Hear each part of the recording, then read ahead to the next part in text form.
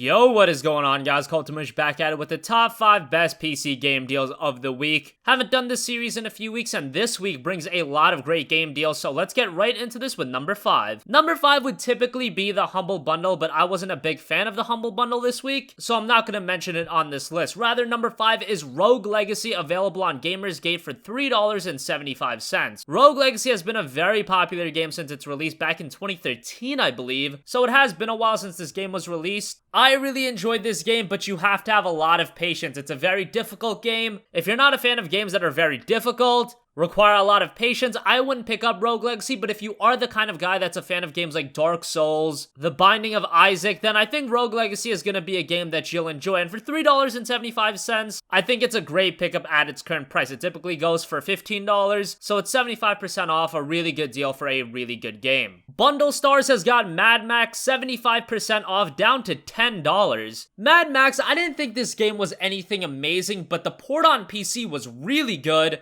The game runs very smoothly at 1080p, even on mid-range hardware. And overall, I think it's a pretty good open world game. It does take place on a desert, so that open world is kind of barren. But I think the gameplay is pretty solid. Visually, it looks pretty good. The story is okay. It's not the best open world game by any means, but I do think that Mad Max is a game that a lot of people will enjoy. It's definitely not worth $60, but at the price of $10, it's still a fairly recent release. I believe it came out just a year ago. And if you haven't given it a shot yet, for $10, I think this is a really good pickup. At its original retail price, I wouldn't have recommended it, but now at this price, it's very much worth it. Steam has got the entire Witcher franchise on sale as of part of their midweek madness. The Witcher 3 is 50% off for $25. You can get The Witcher 3 and the expansion pass that includes all of the DLC for $50. The respective expansion packs are discounted by 15%. That's not too good of a deal. And then The Witcher 2 is discounted 85% down to $3. We've seen this game at $3 many times, but whenever it goes down to this price, I have to recommend it because The Witcher 2 is still a fantastic game. Yes, it isn't the big open world that The Witcher 3 is, but it's still a very captivating RPG in its own right. And for $3, that's less than a Subway sandwich, and it's a fantastic game. It takes around 20 to 25 hours to complete. There's a good bit of replayability. It's a very good game, and at $3, you can't go wrong at all. The first Witcher game is also discounted 85% to $1.50. The issue with this game is, unlike The Witcher 2, this game hasn't aged all too well. The Witcher 2, I can still jump into that game and play through it. The first Witcher game, it was great in 2007, but now, for a lot of people, if you start from The Witcher and you want to work up to Witcher 2 and Witcher 3, I don't think you're gonna have the patience with The Witcher. I actually had a friend that wanted to get into the Witcher series. He bought all 3 games, but he just ended up skipping it because, again, it hasn't aged all too well. At the very least, if you haven't played The Witcher 2, definitely pick up that game. In the future, the first Witcher game will go on sale again, and if you're so enthralled with the world of The Witcher after playing The Witcher 2 and The Witcher 3, then go back and play The Witcher. But I have to reiterate, it is a game that has not aged all too well. Moving on to number 2, Bundle Stars has also got the Batman Arkham Knight bundle down 60% down to $20.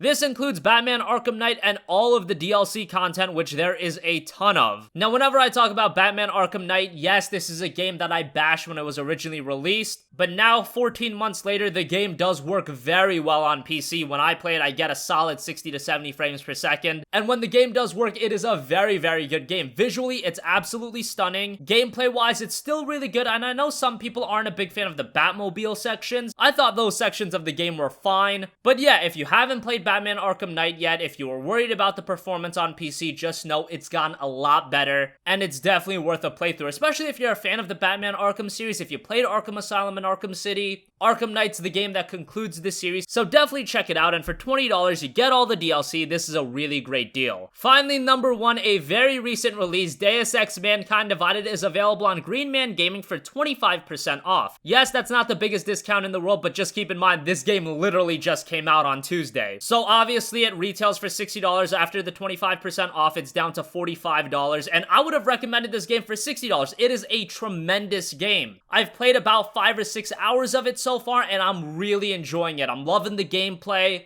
Loving the story. In my opinion, it's just as good as Human Revolution, and by the end, I might think it's a little bit better, but I gotta play more of it. I think if you enjoyed Human Revolution, you'll really enjoy Mankind Divided. The only real issue I've had with the game is that the lip syncing is absolutely atrocious. Games in 2016 have had really good lip syncing. I didn't think that would be an issue with this game, but oh my god, the lip syncing is really bad. I don't know why that is. With a story-driven game like Deus Ex, I thought the lip syncing would be a lot better. That has kind of irked me a little bit, but it's definitely not game-breaking. It's still an excellent game. At least from what I've played it. I don't know if the game has a terrible ending or something like that, or if it gets worse as you play, but from what I've played so far, I've thoroughly enjoyed it. So that's gonna wrap up the top 5 best PC game deals of the week. If you pick any of these games up, let me know. If you have any requests for future videos, you can leave that in the comment section down below. As always, guys, thanks for watching, and I'll catch you guys in the next one. Peace out.